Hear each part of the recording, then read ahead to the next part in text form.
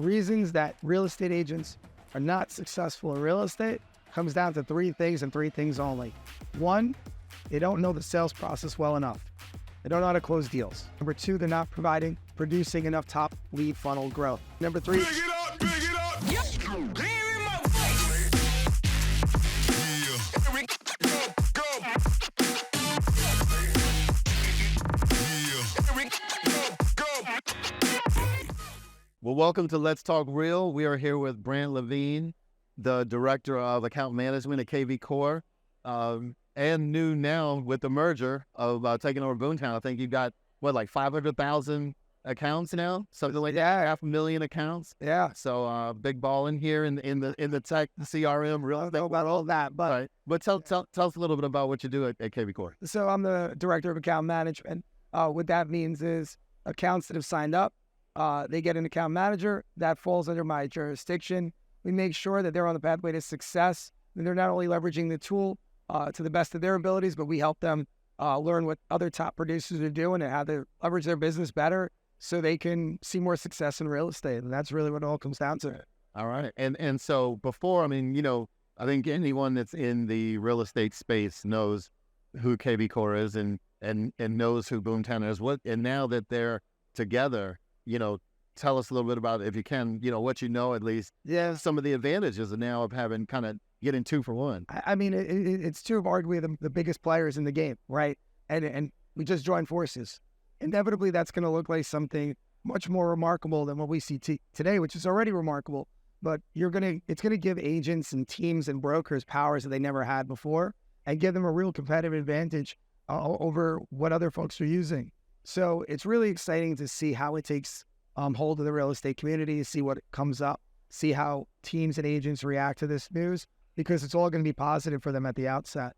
All right. And we're here in New York City. Yeah. Right. My hometown. Your hometown. Tell us a little bit. Obviously you weren't always at KV Core. No. What's your background? Because we met like 6 years ago, 7 years ago, something like that. Yeah. So my background, it's one of those roads from outset to director that wasn't so clear cut. I grew up in a lower middle income household. I grew up pretty unremarkable. I always like to sprinkle that in. Parents doing the best they could with what they had, and kind of the launching pad or the top that you could be was a government worker in my household. That was the pinnacle of success. You worked for the government. You worked for 20, 25 years, got a pension, and retired. Get your watch. And get your watch. And that's not unique to your upbringing. That's the way that a lot of, I'd say maybe our parents' generation, I would agree with that. was raised, and that's the way that they would teach. Right. That. And that's what I did. When I graduated college, I worked for the government for a bunch of years, and that was the start. From there, I was pretty unimpressed by how the levels of getting promoted worked. It was put in your time, put in your years, you make more money. And that was it. How hard you worked had nothing to do with it. And as a person that is interested in the American dream, that believes in capitalism, I said, wait, that doesn't make sense. So I decided to take it upon myself to launch a business with a friend where we were going to interrupt the staging and lighting world. Okay. And we went into the fine world of entertainment, where we were providing the sound and lighting and staging for events and event spaces. Okay, so something like this. Something like this, on a much smaller scale. Yeah, but we were just two guys that really didn't know what we were doing, and that didn't work out. But I will say, in the money that we invested in the time, I learned a lot about business.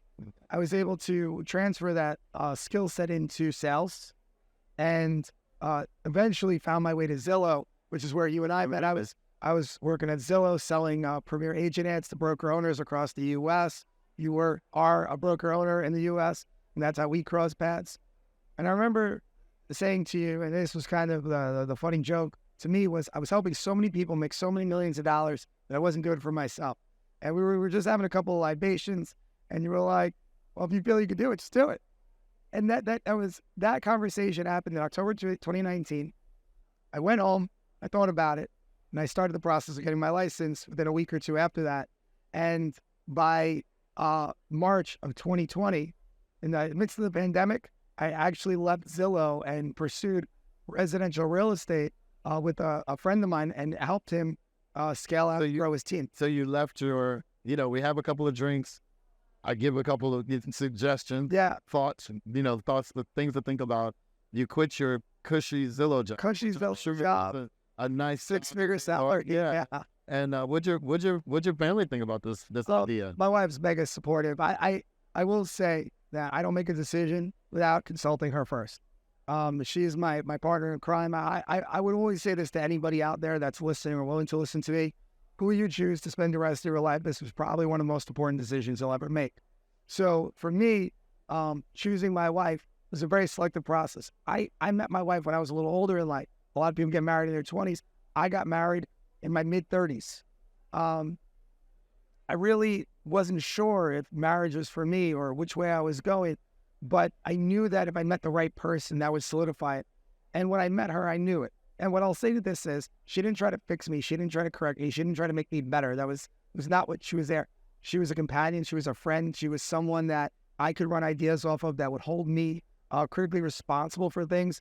So we had this really great synergy of accountability. Yeah. And that's how I knew that in all these years of deciding I was this like New York playboy, right? That I decided that wasn't for me anymore. That I needed to be with this woman because she was so remarkable.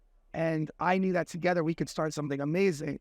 I mean, not just our family, but in our lives. Right. So before I was at Zillow, I was working in a job and kind of falling into old habits. She's the one that gave me that reality check. It was like, what are you doing? You could be doing better. You should be challenging yourself. You should be holding yourself to a higher standard. And that's the level of accountability she puts me under, and which is amazing. And I do the same for people that I'm around. This wasn't taking my own advice, as a lot of people do. They just don't take their own advice. She doesn't let me slip. So that's on my toes, man. Yeah, so and that's what that's how we get better. That's right, because when we fall into sometimes a comfortable place, I'm sure you were at Zillow, things were probably pretty comfortable, and it was easy, honestly, to hit quota there. It was easy to hit your numbers, and I say that because I don't want to come off any type of way, but it is not easy for everyone. It was easy for me. It was easy for a few of us, and it's because we have this different mindset and thought process. But you mean you put in the work? We put in the work, right? Okay. Unapologetic, right. Put in the work. Put in the work. Focused work. And we were hitting our numbers easily, so it was cushy. But my wife supported my vision. We had boundaries. We said if we're not at this number by this time, we're gonna pivot. Or if I fall out of love with what I'm doing, I'm gonna make a pivot. But what I will say is this. I took the leap with her support. And my first year in residential real estate was rough. Yes, it was COVID. That's not why it was rough. It was rough because I was doing something I never did before, and I was learning. I was building the plane on the way down. Brand new agent, 2020. For those of you, March 2020, deciding to get into real estate in New York, which is on lockdown. As they just locked everything down, yeah. And I thought my competitive advantage was I was operating on Zoom already. So I knew virtual markets. I was confident in my sales abilities and my sales skills. I felt that most agents didn't have sales process to get behind. So I wanted to leverage sales process. I wanted to leverage virtuality. I wanted to leverage a lot of things that I knew most agents weren't equipped with. I didn't expect that so many people would have the same idea at the same exact time and would catch on as quick as it did. Okay. So that was kind of a reality check for me. But what I will say is this. It was the greatest learning experience of my life because we spent a year in the mud just trying to figure out. It was me and this gentleman named John David Lenard who gave me this opportunity. And together we built an unbelievable structure and turned what was, at the time, Swain Pool ranked us as some like 84th small team in New York to rising to like a number 6 spot in the area. And that was unbelievable to go from a team that never eclipsed, 60 deals a year to a team that now it would be unthinkable if they didn't hit over 200. So, and I'm not talking about a majorly large team. I'm talking about 20 members. Right. Agent productivity of 9, 10 per person. It's unbelievable what we were able to accomplish in such a short amount of time when you look back at it.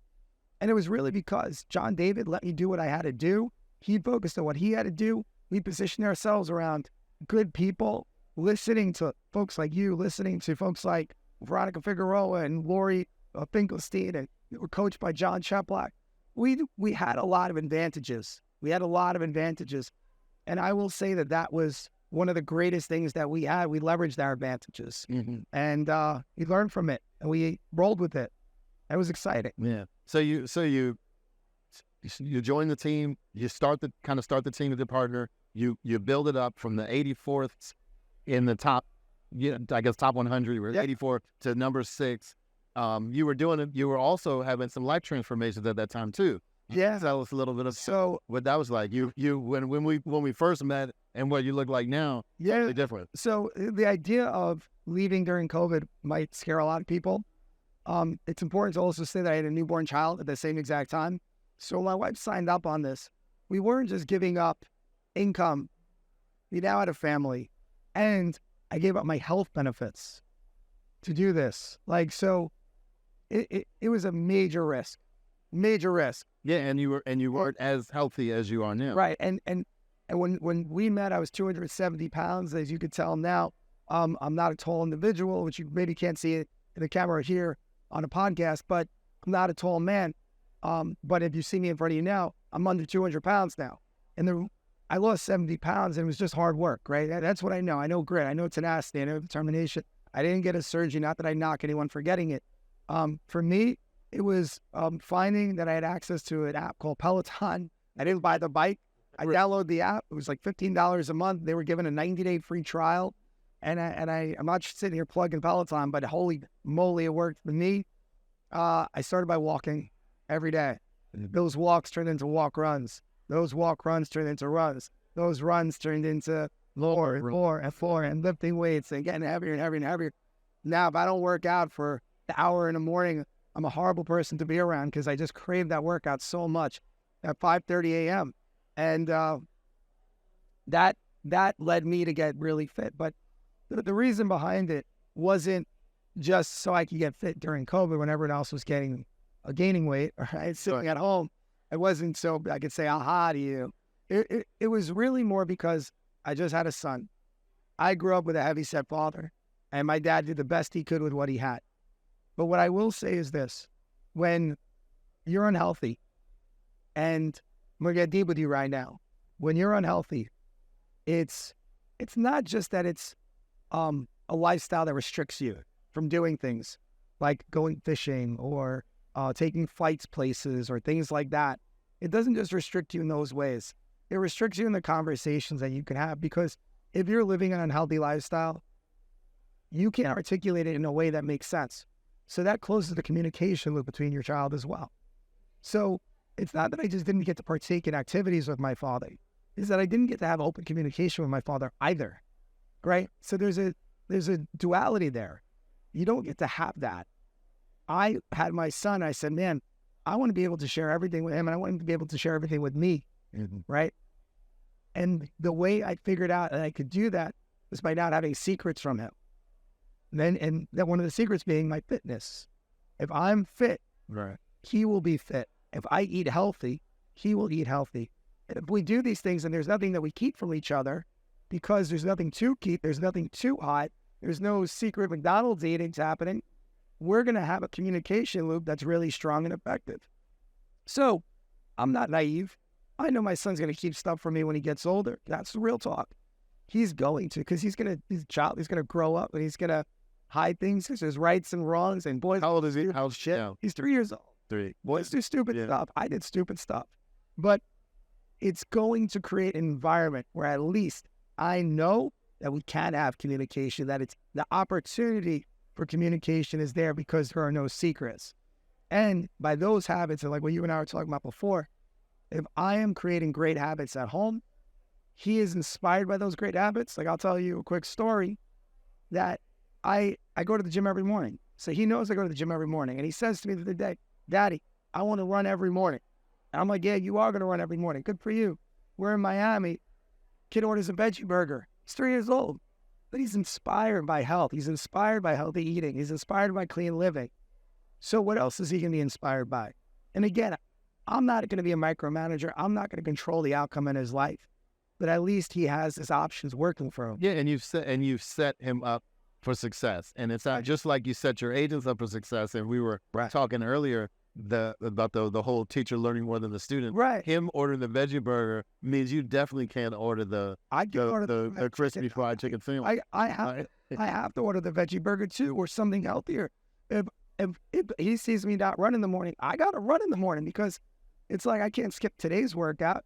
You can't skip leg day when your son's thinking you're doing legs. And again, it's all about that communication loop. So I'm going to go harder today because that inspired me. So you're right. It's circular. It's not linear. I think folks get into this thing they think of like linear, and it's here goes here. No, it's a circle, man. It's either a vicious cycle or it's a cycle that perpetuates growth. Right. Right. And that's what I want to do. I want to perpetuate growth, and not just in a physical sense, but in a mental sense as well. And that's what he holds me accountable to my actions by doing that. And it sounds like he got it from both of you, because your wife is she's more accountable. The premier accountability partner, and then your son seeing that level of accountability, and then you guys are creating that. And then you take that same concepts, you make the agents accountable, and you grow a successful real estate team. Absolutely. So then what was that transition like? I mean, it sounds like you started, maybe the first year was rough. You closed out over 200 plus transactions, but then what happened that made you say, you know what, I want to do something different yet again? Yeah. So I didn't love it. I was getting good at it, and it was exciting. I didn't love it. So I had to make a determination. Am I in this for the money, or am I in this because I love it? I'm not a financially motivated person. I love making money. I love making smart financial decisions. I'm someone that lives way below my means, way below. So why do I have that mentality? I want to live a comfortable lifestyle. I want to retire at some point. I want to live a lifestyle where I don't have to worry about where and how my bills are getting paid. So I'm very financially thoughtful. I mindfully eat. I mindfully exercise. I mindfully spend. Right? It's kind of the theme of my life. So since I'm not financially motivated, I'm not inspired to necessarily make $1 million a year, unless I absolutely love what I'm doing. I had to love it. And I looked at it, and I try to convince myself, if I stay here for another 7 years, I'm going to be making the most extraordinary money. But then it's 7 years of doing something that I really don't want to do. Now, I will say this. This conversation that I'm having with you is a conversation of privilege. That is a privileged thing to say. And I don't want that to go unnoticed or unsaid, because most people are like, man, I wish I could just do what I love and not what I have to do to earn a living. Mm-hmm. I'm very privileged in that regard. And but that comes from, sounds like, and from our past conversations, the discipline in what you just said too, of living beneath your means. Because if everything was at the hilt, you're making $10 a month, then you're spending $9.90 a month, you may not have had the privilege to be able to say, I'm going to stop selling real estate. Right. Or even I'm going to leave Zillow in the first place. Right. It all comes down to optionality, right? And that's what we were saying before. I grew up in Starrett City, which is a part of East New York, here in New York City, in Brooklyn specifically. It's fairly low income. That's how I grew up. Not a lot of optionality growing up out of the zip code. Not a high graduation rate from high school in there. A very high incarceration rate in that area. So I was able to transfer that into something way more remarkable. And I'm not saying I'm unremarkable because I came from that area, but I didn't have a lot of advantages growing up there. When I had my son, we moved to an area of New York called Massapequa. Massapequa happens to be one of the more affluent zip codes in North America. Lucky to be born in America, lucky to be born in New York, lucky to be able to raise my child in Massapequa. That all gives us financial advantages that I wouldn't have had as a kid. So my son gets opportunity because he lives there. He gets opportunity because of the schools he goes to, the friends he's going to make. Mm-hmm. It's not comfortable. There's financial hardship there. So we have to mindfully spend. We have to forego a lot of luxuries and pleasures that we would have But here's the great thing.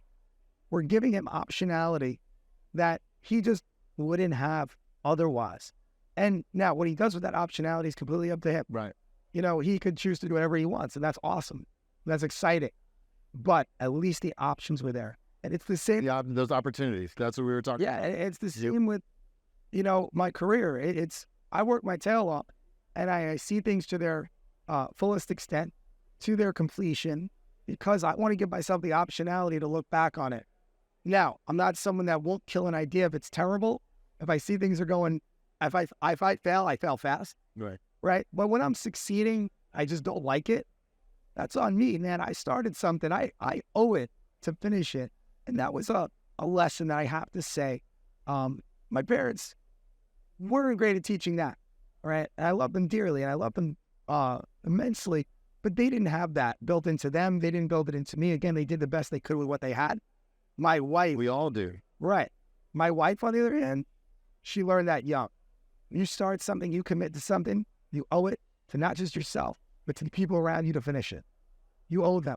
So when I left the real estate team, I told Inside Real Estate, who already offered me a position, I'm going to need some time to make sure I leave everything in order.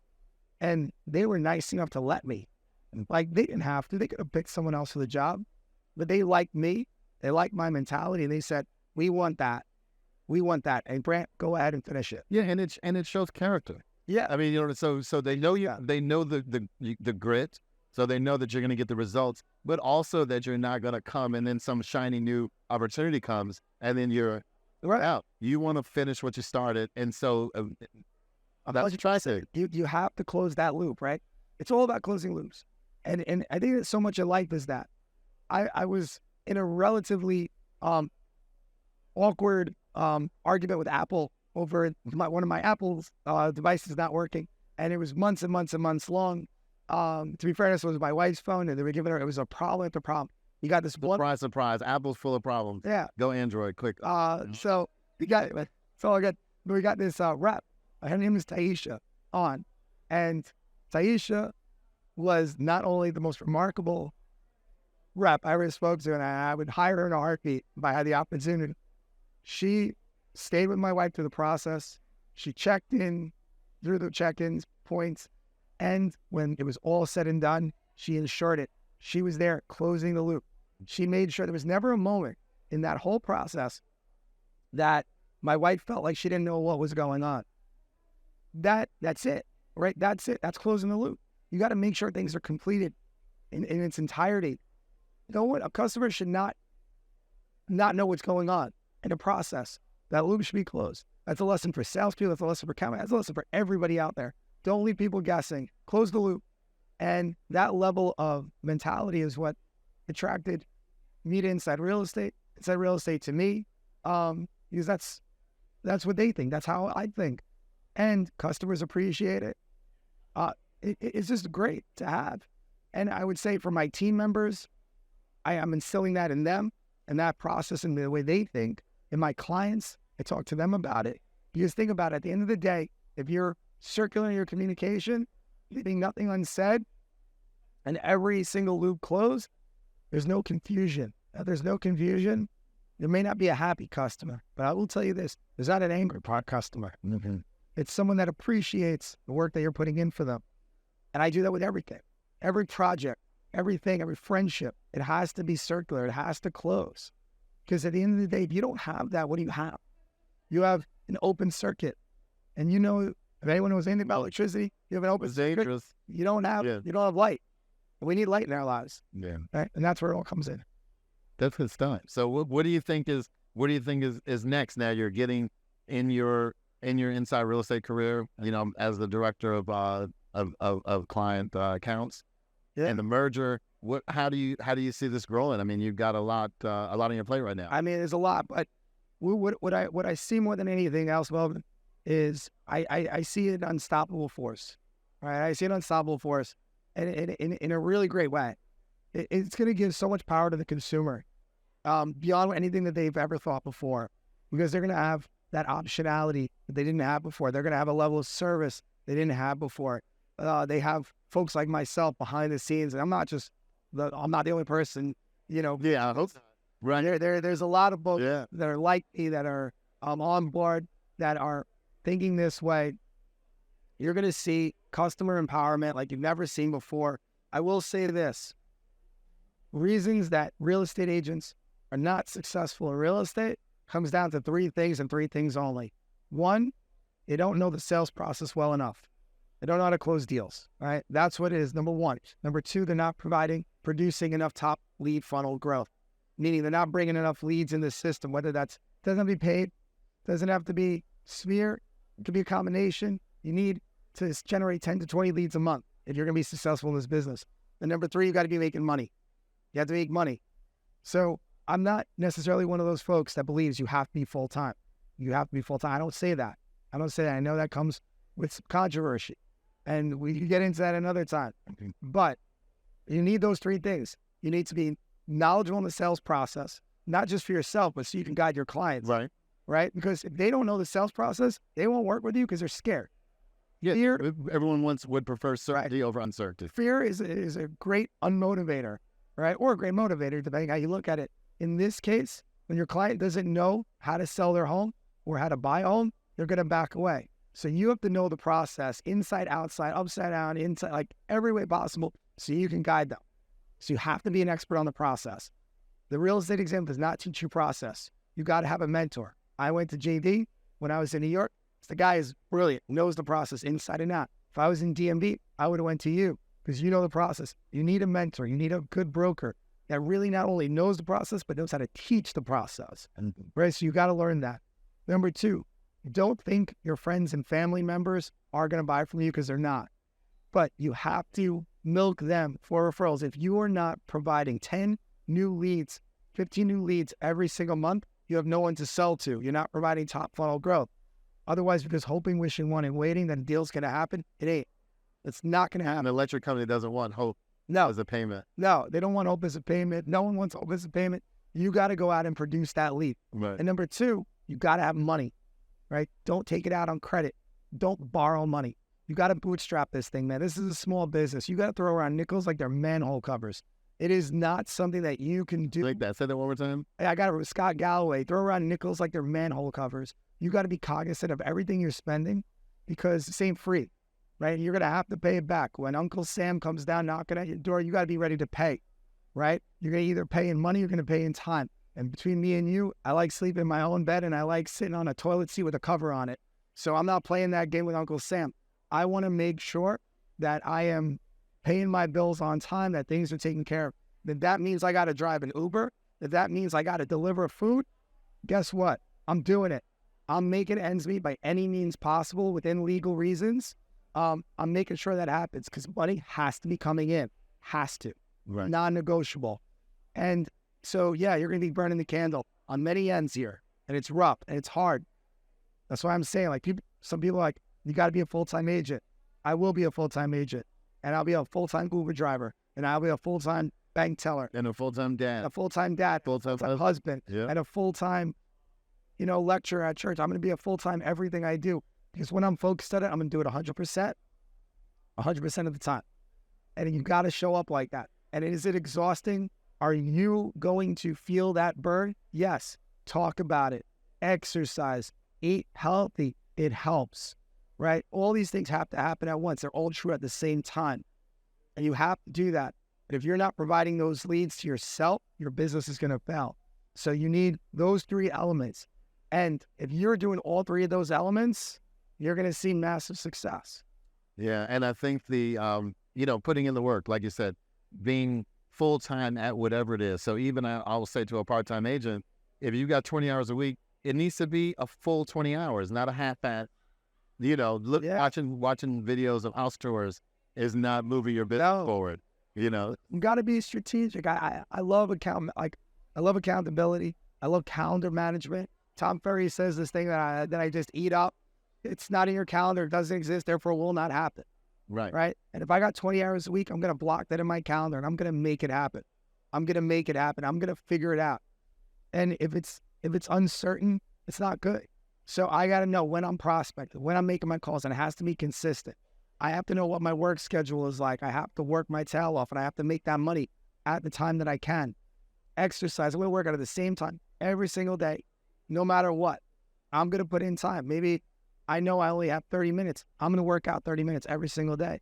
And my workouts, I don't always mean being intense. Sometimes it can be stretching. You got to take care of your body. You got to take care of your mind. You got to meditate.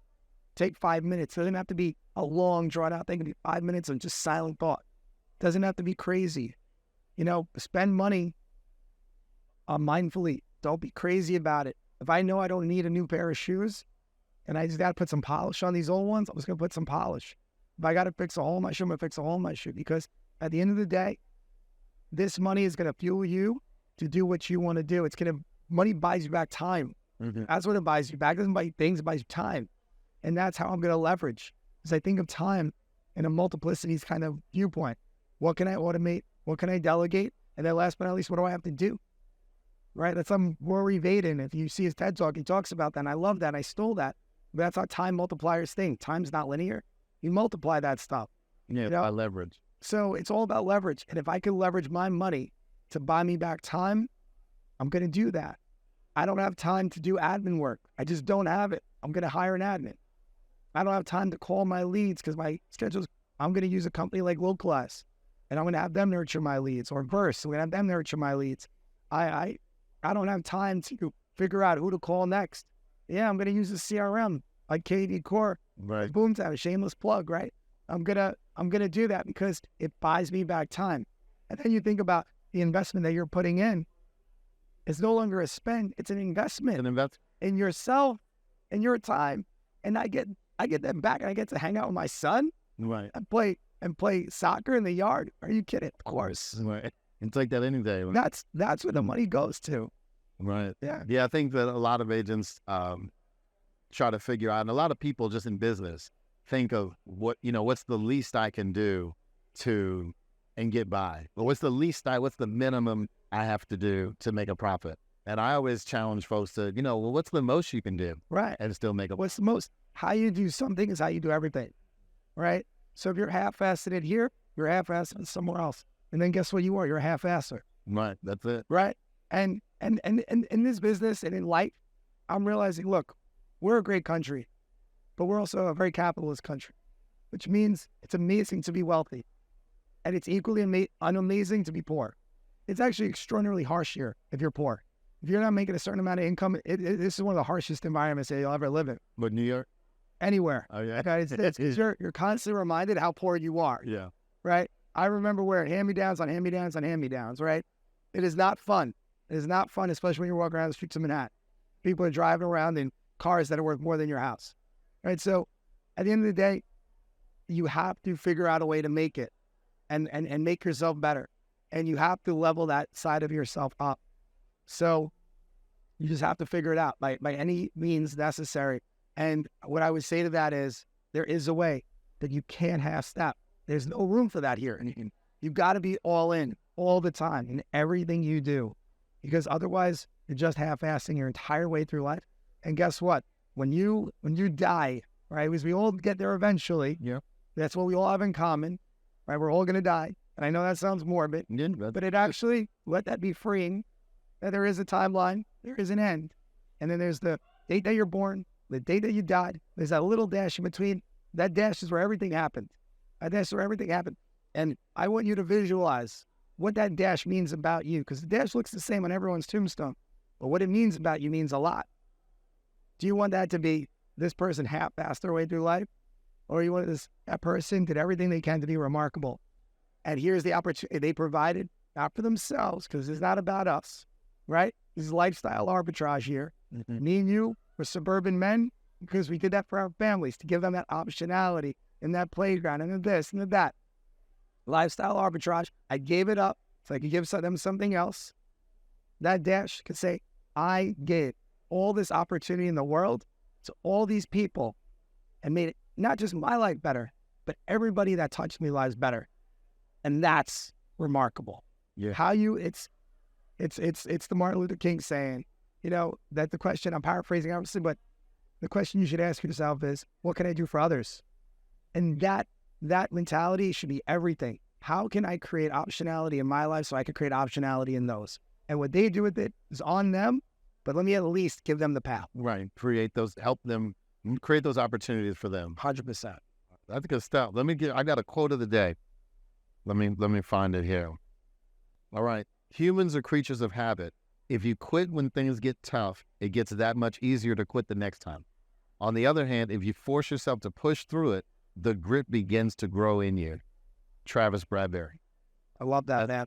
You got that grit. I love So listen, so if we're somebody as a real estate solo agent or a team or broker owner or or brokerage, independent brokerage or franchise brokerage, and they want to look into what KB Core and now what Boomtown has to offer, they want to reach out to you. What's the best way to do it? So if they're interested in buying it, I would reach out to me. I would reach out to our sales team. Okay. And when you're a client, you will fall under my book of business. They could reach out to me. I always make myself available. It's just my first initial last name, B. Levine at InsideRealEstate.com. Feel free to email me. I'm more than happy to answer questions. Okay. But as soon as you're a client, if we're not a client yet, don't reach out to you yet. Not yet. If you're a client, So get on board. We'll either be Levine at InsideRealEstate.com after they're a client. They're a client. But before then, reach out to sales. Yeah, and if they're just interested in hearing some of the crazy stuff that comes out of my mouth, they can follow me on LinkedIn. That's Brant Levine on LinkedIn. I post almost every day. Okay. And I'm always saying something that's on my mind, and it's sometimes unfiltered thought, but I'm not trying to censor myself. Okay. So, yeah. Brant Levine on LinkedIn. That's it. All right. Sounds good, man. Appreciate it, man. Thank you. Thanks. Yeah.